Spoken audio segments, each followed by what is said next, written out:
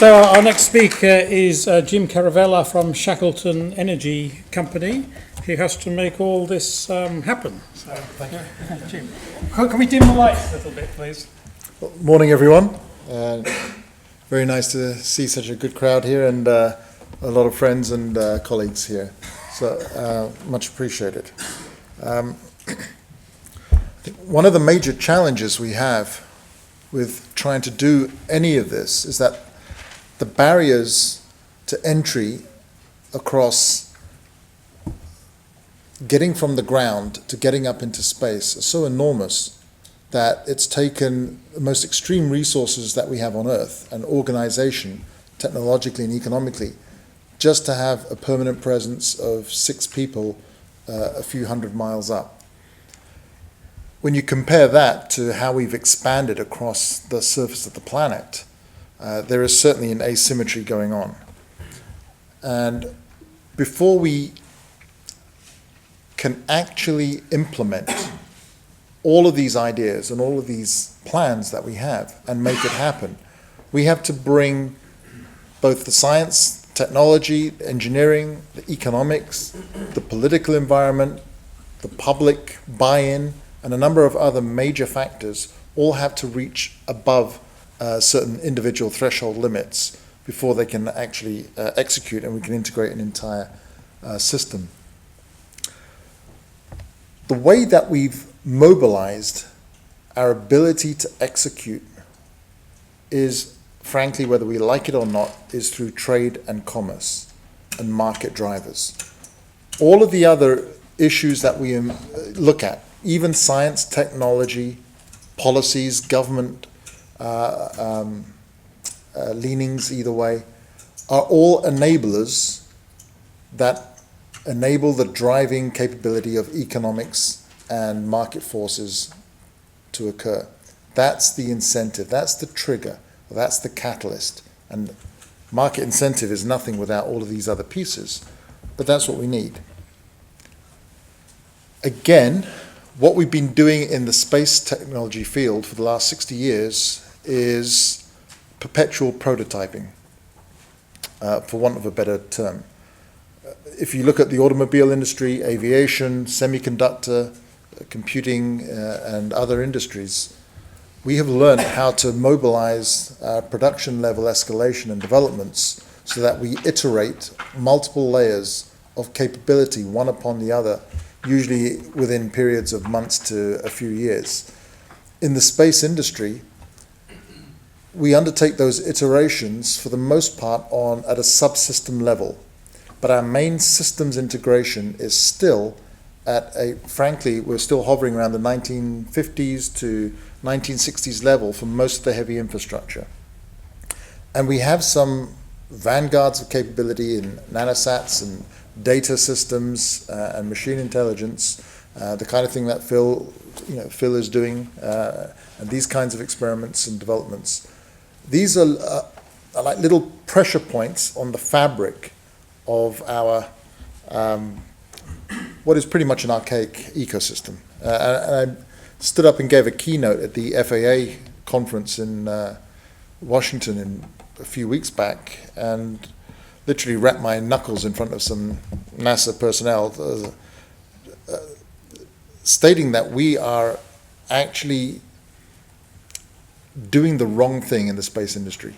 In the space sector, we are doing the wrong thing to make all of this stuff happen. What do I believe the right thing to do is? Well, I believe the right thing to do is not to try and build a small system or to build a new mission or a new technology. These are necessary components, and we can't do it without that. But the real thing we need to do if we want to mobilize for settlement, for infrastructure, for resource development, is to treat our space economy and our space ecosystem as if it was simply an extension of terrestrial markets.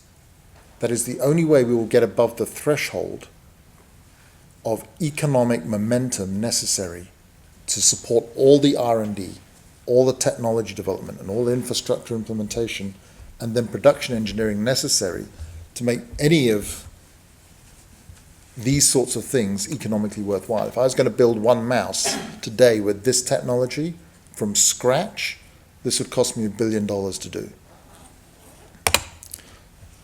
So what is the key market that connects current space industry today with terrestrial requirements? Well, the key market today is communications and direct broadcast. Irrespective of the inelastic flexibility of the launch market from the surface to low Earth orbit, the commercial space communication sector has made a massive success of the geostationary orbit implementation. So much so that the space segment, the cost of the space segment, is not so much a rounding error in the global communications industry, in the economy, but it is whatever happens in that space segment of communication satellites, it doesn't really affect the major industry. It didn't require launch prices to drop drastically. It didn't require massive changes of policy over the last 30 or 40 years. It did require some significant developments early on, but once it reached steady state, this was a complete enabling capability. In my view, the second most enabling market on Earth that will drive space development is space-based solar power. The direct transmission of energy from space, utilizing space systems, down to the Earth's surface. Now, the challenges are highly significant, but if you understand that we are currently using, as a civilization, around 17 terawatts of power today. That will go up mid-century to end of century to 50 terawatts or more. We have an increase of population with an increased requirement of living standards by mid-century 9 to 10 billion people, by end of century estimated 11 to 12 billion people. And those people will all want similar standards as we enjoy in the West in terms of energy consumption. And however you look at the data, there's a lot of debate about what are the sources and the origins. There seems to be some evidence that we have environmental changes that are being undertaken. And there is also some question about whether those changes are due to higher carbon dioxide levels in the atmosphere causing increases of temperature as an occurrence and a consequence of our major use of hydrocarbon energy. So much so to the effect, whether you believe or don't believe in population increase, increases in energy consumption, or potential environmental impacts, some people believe in none of them, some people believe all of them blindly. The world's political leaders at the G7 have advocated the elimination of use of hydrocarbons by the end of the century. This was June last year. That in itself is pretty ridiculous. But it shows the direction of the way things are going. So if we were to try and eliminate hydrocarbon utilization, the solutions that are looked at are then benign, non-polluting renewables, wind and solar being the key candidates. But terrestrial solar has a lot of challenges in terms of how do you implement that on the ground. And hopefully we can overcome these challenges. Wind is, let's say, the least viable of these prospects. I mean, I would put it in the same category as biofuels. Nuclear has its own challenges, both from expansion of fission reactors, which is politically and economically a non-starter, and the potential for fusion, which is a prospect that we shouldn't bank on in terms of the commercial industrial scalability. I would like to believe that by mid-century we'll have commercial fusion in place somehow, but I don't have anything to base that on, even the recent successes with multi-segment ignition. So moving on, I'm assuming everyone here would have heard of space-based solar power as a concept. Just very briefly as an introduction, if we try to launch space-based solar power from Earth, it's basically a non-starter. The cost of getting anything into low Earth orbit due to Earth's gravity well is $10,000 a kilogram to low Earth orbit, $30,000 or more to geostationary orbit, where the primary architectures of space-based solar power exist. This makes stuff very expensive and non-feasible to even think of. So if we think the other way, and we start to try and at least from an objectives and requirements context, imagine all of the previous talks and all of the capabilities that we've heard of so far, and others that are going on in the industry. What is it that we could do to make this a reality? And what are the economies of scale necessary to mobilize this? Well, once again, the key driver for anything, and from my experience of the last 15 years of trying to lift this nut, I've made more mistakes than I've had successes in my assumptions. One of the key errors that I have made in the past, when I say error, it's more testing the premise, because you have to test the premise of what your hypothesis is. The hypothesis was that I undertook in the first iteration was, if we mobilize a significant lunar mining organization to extract lunar polar water for the production of propellant in space, and then you have propellant way stations at low Earth orbit and other key points, Lagrange, low lunar, and other locations, we calculated that we have a 14 to 20x reduction in expenditures of delta V in low Earth orbit. And that escalates significantly in geostationary orbit and the further out you get. So the premise was, as a mining company with mining econometrics and as an energy production company, the cost and the technical risk criteria of what we're undertaking is more or less in the same order of magnitude as a large offshore oil platform deep in some sea somewhere.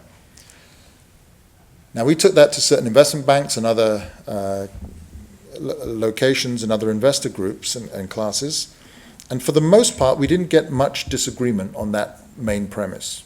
You know, you could argue it up or down, but we didn't get much disagreement. The big learning point, of course, was that the market risk is completely at the wrong end of the scale.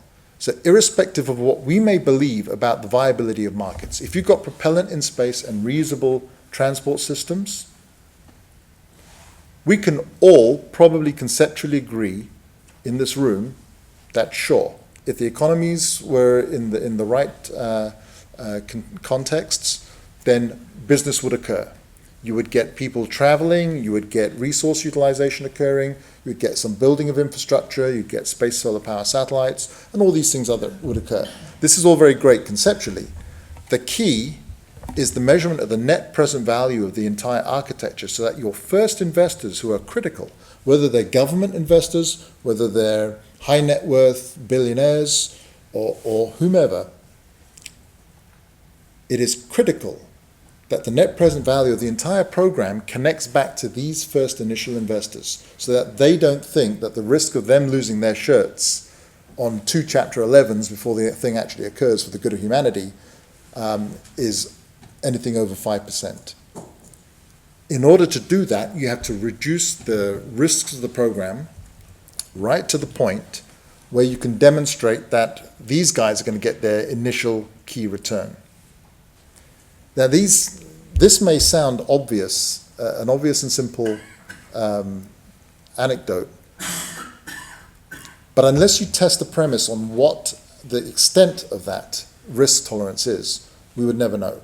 And I think we've got a pretty good idea what the extent of that risk tolerance is, and it is under $100 million of capital risk. And the challenge is that $100 million of capital risk is not even coming from a wide group of investor classes. It's coming from a handful of people. And the most viable handful of people are the ones who are putting in their own money. So with these little lessons learnt, the key fulcrum point for expanding humanity off the surface of the Earth, as my esteemed colleagues have been building up so far, is the utilization of lunar resources as our stepping stone and jumping point off. It's close enough to the surface of the Earth that gives us communication and transport access. It is also near enough as a whole of the cislunar economy that it connects back to markets. And this I would consider to be one of the most important slides or important lessons this century. If we can understand this point, Today it takes $30,000 to launch a kilogram into geostationary orbit. With a mature operations on the lunar surface, we can get from the lunar surface to geostationary orbit for less than $250 per kilogram. That reduces even more if you use systems like rail guns or other launch devices off the surface that only use solar power. So the more that you can use solar power and supercapacitors to operate your infrastructure, the greater you can convert your new expenditure from CapEx to OpEx, which reduces the risk profiles and increases the economic viability of everything that then occurs. So we can state that the economic viability of the moon from a resource perspective is $250 per kilogram at beginning of operations.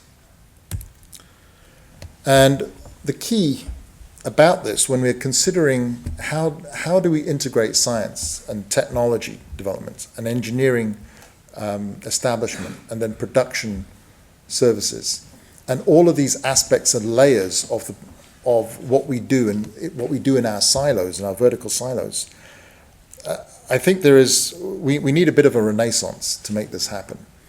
And the only way this is going to really work is if we truly integrate a bunch of other fields and technologies that are outside of our normal traditional spacefaring field of view.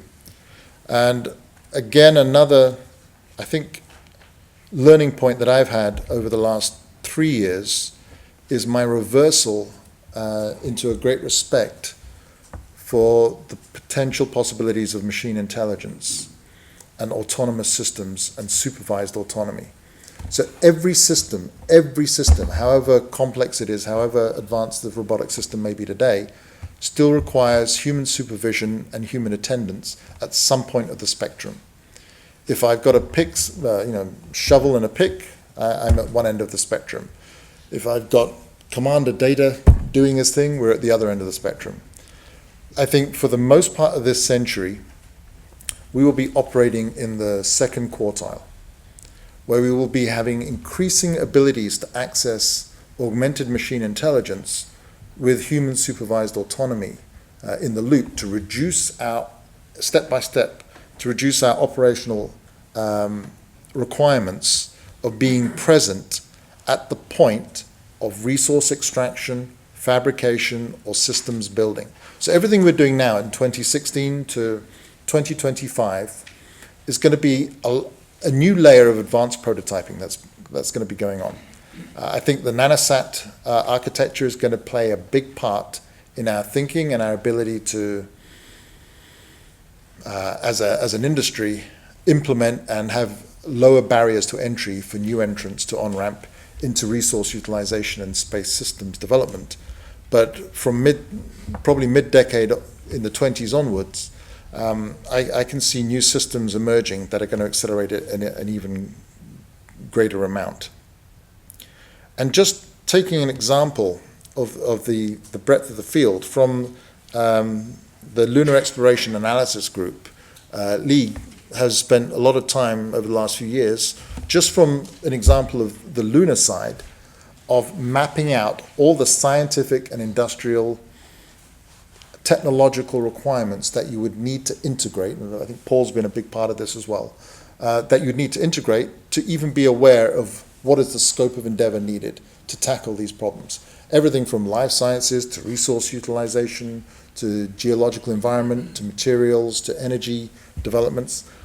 And if you then look at the spectrum of scientific development and research into technological implementation through to engineering capabilities and then commercial and industrial utilization, these aren't actually separate fields or disciplines.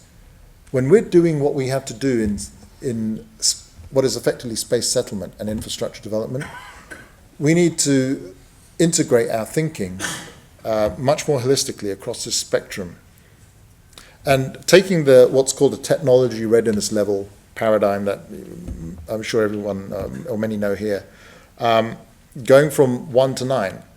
If we took that just as a thought process, taking the core concept of scientific insight initially through to scaling industrialization subsequently, we can see where a number of these fields of endeavor can sit on the scale.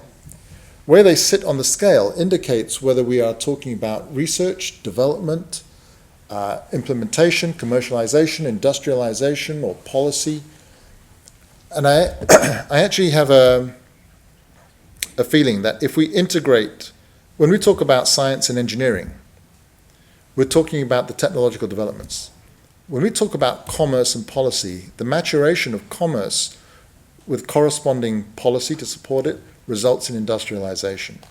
And that industrialization with the science and technology is a grand unification, for want of a better term, of a thought process and an approach that we need in order to get over the humps of access to space due to the large cost. So in bringing this to a close, so in much of our endeavors, we've met with many stakeholders and governments, some presidents, heads of countries, presidents of countries in the Middle East, in China, in the States, in Europe and elsewhere. I've got, from our meetings that we've had in DC with the World Bank and in Beijing with the Asian Infrastructure Investment Bank earlier this year, the idea of mobilizing an architecture that may take 50 to 75 years or more before full maturation occurs at an industrial infrastructure scale is something that has not been laughed out of the room. And I think that has changed now over the last 2 years, whereas 10 years ago, the credibility gap of trying to advocate the thought processes necessary to even stitch this fabric of thinking together would have been treated either as science fiction or perhaps as lacking credibility or lacking quantitative rigorous analysis. Whereas today we have the tools to do that, and it's quite clear that everything we're doing needs to be done, and we are on a ticking clock. And the ticking clock is that the population is growing, energy requirements are increasing, and frankly, the only community on the planet's surface for this civilization that has the capabilities and therefore the responsibilities to lead that mobilization is the space industry and the related sectors around it. And that's a task we have to do. We've got about a 30 to 50 year window of opportunity before we start seeing critical crises occurring. Thank you very much.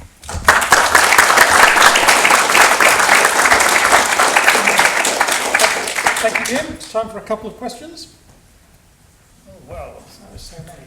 Manuel's got a question. Good morning. All the speakers have made very compelling cases for exploiting the moon for resources, but it seems to me you've all ignored the actual initial cost of that exercise. Now, I come from an economics background and have now changed to a science background. There is no commercial organisation on the planet that will consider a project on that basis. So therefore, how do you realistically bridge the gap, particularly given your last slide, which said using the resources for all of mankind would seem completely at odds with any commercial organisation being able to profit individually from it? Yeah, it's spot on. So our cost of energy extraction or utilization today is around $7 trillion a year annually. That's our energy expenditure. Our infrastructure expenditure on energy maintenance is around $100 to $200 billion per year in terms of infrastructure build-up and utilization. Those costs are fragmented over about 67,000 terrestrial power stations. 17 terawatts of global power consumption today, with a minimum doubling expected by 2050, 2060, by all accounts. There are some that suggest with energy efficiency utilization, it may only be a 50% increase. Rock and roll. Let's assume a 50% increase. So that's the equivalent of building another 30,000 power stations, if you consider today's 67,000 footprint. Just parametrically speaking, those 30,000 power stations would equate to well over $1 trillion of infrastructure expenditure. Today, we're already experiencing brownouts in the first world in terms of energy distribution from the grids. So the challenge of how do you economically lift this system? It's not going to be one organization or one company doing this. I'm not too bright, so it takes me many years to realize certain things about how this is done and how it's done in the industry and how we can make a space settlement and industrialization capability actually work. So the way to do this is to, almost like Phil's description of Kardashev 1, 2, 3, in terms of this is what we want to go, let's just backtrack a little bit. What would be 0? What was -1, -2, and -3? So there is actually something we're doing now in terms of looking at terrestrial markets. Which terrestrial markets can we use as anchor points to run up to the 0 point where we can then reach low Earth orbit and then go forward out of that. So we're building a number of partnerships in a consortium to enable the first mobilizations and break it up step by step, where the internal rate of return for each class of investors along the way is commensurate with the risk they're taking. It just takes a lot of work and a lot of planning to do, and it's a multi-decadal process. One quick question from someone who hasn't asked one before. In that case, I think we'll... Give me this dude here. I like the way he sounds. Right. Thank you. Wait for the microphone. All right. I can shout. You won't be... Yes, well, it won't work. You have to be recorded. As always, brevity.